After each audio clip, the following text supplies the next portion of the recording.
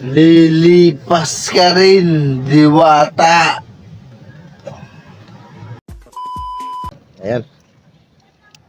Totoo ba na lumalaki na ang ulo ni Diwata? Ha?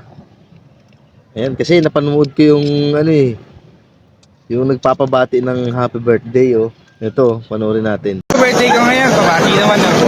Lilipas din yan, kuya. Lilipas din yan, kuya. Oh, ayan ha, Diwata. Bakit naman ganun? Ayan ha, ay mga idol. Napakasakit nun.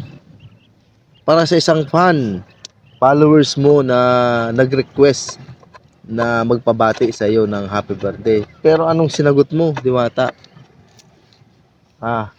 Ang sinagot mo sa kanya ay ito. Lilipas din yan, kuya.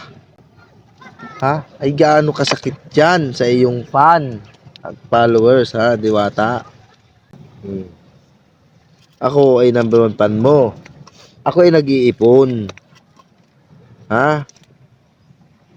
Kasi gusto kong pumunta dyan sa lugar mo. Sa birthday ko. Magpapapicture sa iyo. Magpapabati.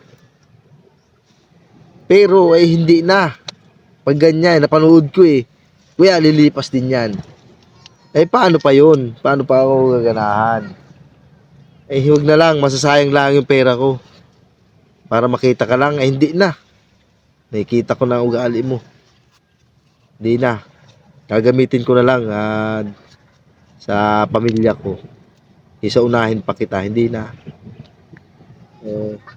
Kasi gusto ko nga makausap ka. Kasi panapad mo ako eh. Yun lang naman ang request ko sa birthday ko yun, ha. Pupunta sana ako dyan sa iyo. Kaya lang parang hindi na. Napanood ko eh. Pinanghinaan ako ng loob. Wag na lang. Ayun. Lilipas ka rin, Diwata.